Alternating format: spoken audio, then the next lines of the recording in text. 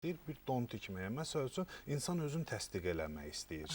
Hansı ki, həzzə bağlanan bir metoddur. Özünü təsdiq eləmək istəyir, gedir, başlayır mağazadan alış-veriş eləməyə, kofta alır, bir şeylər Depressiyada olan alır. xanımlar adətən bunu eləyirlər. Doyuma o cür çatmaq istəyir və yaxud da ki... Çox yeyərək. Bəli, yəni bu şəkildə gedir, alır, yenə də gedir, alır. Yəni, əgər bunun, baxırsınız ki, hər birimizin neçə qat dəst kostyumlarımız da var, paltarlarımız da var. Amma yenə gedib shopping eləyirik. Hələ də gözümüzün qabağında almaq istədiyimiz bir şeylər də var. Nələr də bu? Məntiqlə bunlara ehtiyac yoxdur. Bəli. Sadəcə alırıq onu və özümüzü bir ani olaraq xoşbəxt hiss edirik. Bəli, duyğularımızı yemləmək istəyirik. Egomuzu yemləmək istəyirik. Əsas məsələ onun üçündür. İkinci bir tərəfdən bu qaldıqda varlılıq da, kasıblıq da, bədbəxtlik də, xoşbəxtlik də, sağlamlıqla, xəstəlik də hamısı beyində yaranan bir şeydir. Nə qədər istəsək də, istəməsək də bu beyində olan bir şey. Hətta verilən dərmanların 60% effekti belə dərmanı olan inamla bağlıdır. İçiliksə elə belə ümidsiz dərman heç bir effekt olmuyor. Hətta bayaqlar Günən xanımın dediyi kimi heç bir kimyəvi təsiri olmayan, sadəcə şəkərdən ibarət olan dərmanlar var, plasebo effekti var. Bunun kimi bir şeydir. İnanc sistemi insanda dəyişdikdən sonra hər bir şey dəyişir. Mən bir şey demək istəyirəm ki, kasıb düşüncə tərzi ilə, mən bunu efirlərdə öncə də söyləmişdim, varlı düşüncə tərzinin arasında bir fərqlər var.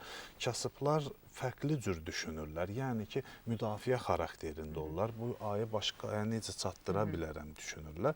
Varlılar daha çox həzzə yönələn insanlardır. Yəni, daha çox onlar böyük vizyonları olur və daha çox nəyəsə doğru getmək istəyirlər. Bir də var, nədənsə qaçan insanlar. Qaçan insanları nədənsə qaçırlarsa, mütləq bunu qovan şeylər daim onları təqib eləyəcəkdir. Amma çatmağa gedən insanlar isə mütləq həmin yerə doğru yaxınlaşacaqlar. Söhbət ondan gedir ki, xəyalımızda nəyi qurmuşuqsa özümüz üçün, o həqiqətən həyatımız da o cürdür. O bir məsələ var ki, insan öz haqq etdiyi həyatı yaşayır adətən. Tamamən doğrudur. Yəni, yuxudan duranda seçimlərimiz var. Günümüz yaxşı keçəcək, pis keçəcək, iş dünyasında, dost arasında hansı insanları seçirik və özümüzü ora layiq bilirikmi? Duyğularımız var. Yəni, ləyaqət duyğusu var, haqqın ödənilməsi duyğu. Bir çox duyğular ki var, heç onların adlarını biz bilmirik.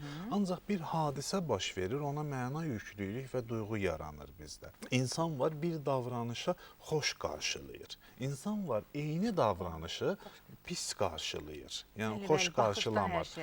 Əgər biz o davranışı xoş qarşılayırıqsa, bizim üçün o xoşdur deməkdir. Yəni, amma fikirləşirik ki, dünyada hər kəs üçün bu xoş olmalıdır. O xoş olmaya da bilər və yaxud da xoş olmayanlar, bizim üçün xoş olmayanlar digərləri üçün xoş ola bilər.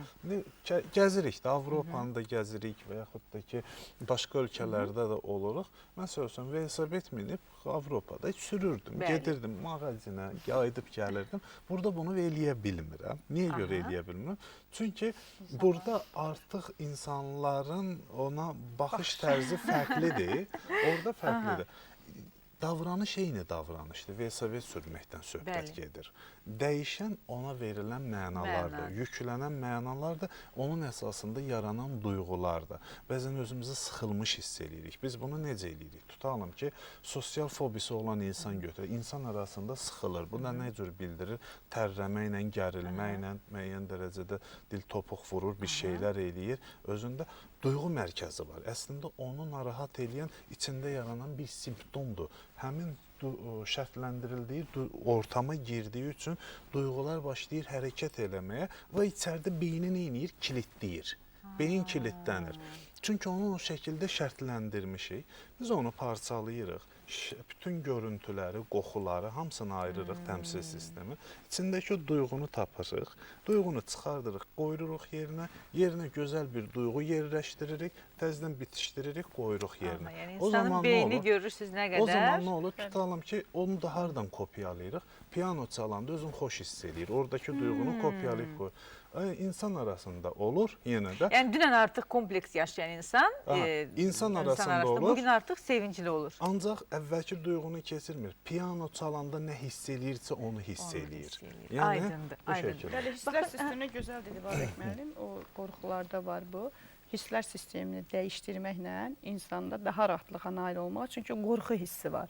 O qorxu hissini müəyyən Qorxu hissi negativ sevinç, hissdir. bəli, negativ. Qorxu hissi hər halda yaxşı bir hiss deyil. İnsan nədənsə var qorxular, o deyir itirəcəyi bir şey olmayan insan qorxmalıdır nədənsə. Bu başqa bir qorxudur. Amma biri də var ki, artıq o səni narahat eləyirsə, qaranlıqdan qorxmaq, hündürlükdən qorxmaq və s. də qorxular var.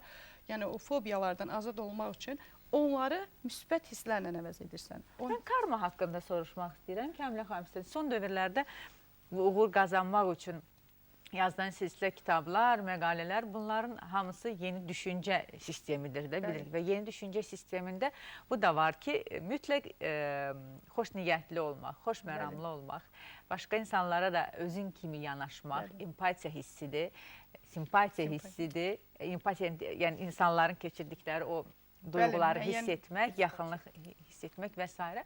Sevincinlə yaşamaq. Bəli, yəni karma nədir? Yəni insanlara nə veririk, onu da qazanırıq. Yəni uğur diləyiriksə, uğur da mı bizə qayıdır? Nə deməkdir ümumiyyətlə karma? Bəli, çox gözəl vurğuladınız. Karma uğura gedən qanunlardan biridir. Bəli, biridir. Bunu gözəl bilirsiniz. Və orada gözəl bir sözlə başlayır o karma qanunu oxuyan hər kəs. Yəni bu ki, nə əkərsən, onu da biçərsən. Yəni bunun əslində güzaran dilində də bu var. Deyir ki, yəni kiməsə pislik eləyəcəksənsə, o pislik sənə qayıdacaq. Bəli. Bu karma qanunda da belə bir şey var ki, hər bir hərəkət böyük bir enerjisi var o hərəkətin. Tutaq ki, mən sizə bugün fərqi yoxdur, yaxşılıq ya pislik etdimsə, yaxud da ki, başqa bir kimə, o mənə sonra 2 qat, 3 qat qayıdacaq. Və mən ola bilər ki, bunu həmin anda dərk etməyəcəm. Mən sadəcə bir yaxşılıq da elədim, getdi. Sonra görürəm ki, kimsə mənə yaxşılıq edir. Deyirəm ki, axı mən bu insanı heç tanımıram. Bu mənə necə oldu ki, bu mənə artıq o bəli, necə oldu ki, bu mənə heç nə etməmişəm də, mənə çox yaxşılıq edir də. Amma və yaxud da ki, görürəm ki, nəsə işlərimdə alınmadı. Demək ki, mən bunu qoy hər kəs bilsin. Çünki bu çox vacibdir. Demək ki, mən haradasa kiməsə nəsə eləmişəm.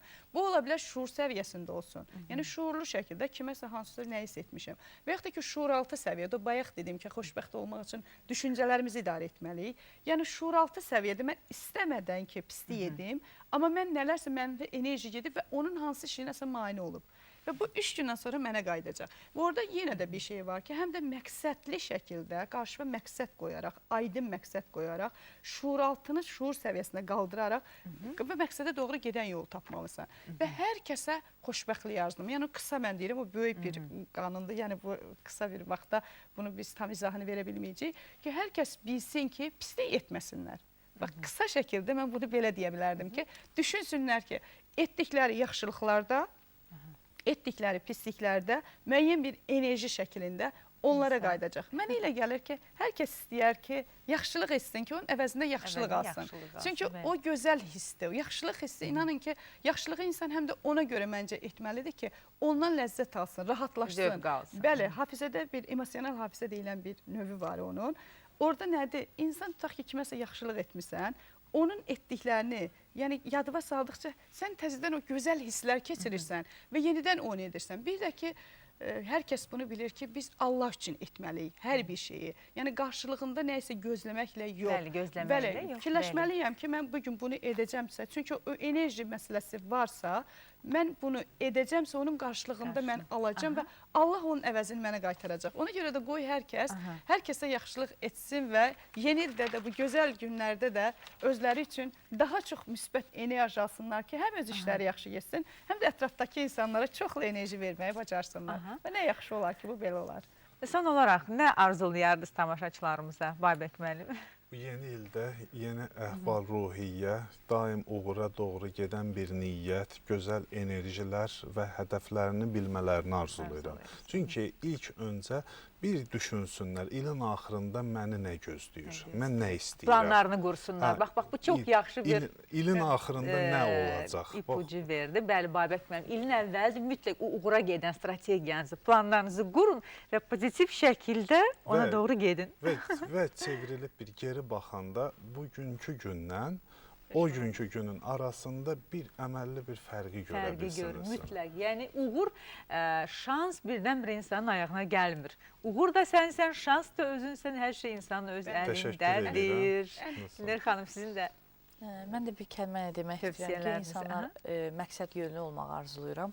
İnsan pozitivə yüklənsin və bunun faydasını mütləq görəcək. mütləq görə. Şəxsi təcrübənizdən bunu yəqin ki, bir gün. Bəli, deyilən fikirlərə qoşuluram mən də. Təbii ki, məqsəd, düşüncə, eyni zamanda hər kəs yəni həyatda dediyimiz kimi olur da, bəzən narahatçılıqlar da olur. Əvvəla heç kəs arzulamıram, amma olanda da ən çətin anda belə gülməyi bacarsınlar və daxildən gülməyi bacarsınlar. etməyi Sadəcə olaraq bacarsınlar. təbəssüm yox və içərinizdə olan o mənfi emosiyalardan daim azad olmağa çalışsınlar. Gəzməyə çıxsınlar, musiqi dinləsinlər, onu rahatlayan bir dostundan söhbət etsinlər. Əsas odur ki, onlar onun daxilində qalmasın. Onu paylasınlar. Yəni getsin, paylaşsın və həmişə müsbət düşünsünlər ki, inşallah sabah bu gündən də daha yaxşı olacaq və bütün günlər xeyirliyə, uğurluğa açılsın. Amin. Çox Siz də çox sağ olun. olun bu gözəl veriliş Biz üçün. sizə təşəkkürümüzü bildiririk studiyamıza gəldiyiniz üçün. Həqiqətən də insanın düşüncəsini dəyişməklə, inanmaqla xoşbəxtliyə gedən yolun, uğura gedən yolun məhz inam olduğu başında inanmaqla insan həyatda hər şeyə nail ola bilər. Səadət dolu günlər dilirəm sizə, əziz tamaşaçılarımız, əziz xanımlarımız. Sağ olun. Növbəti istirahət günü görüşmək ümidi ilə salamat qalın.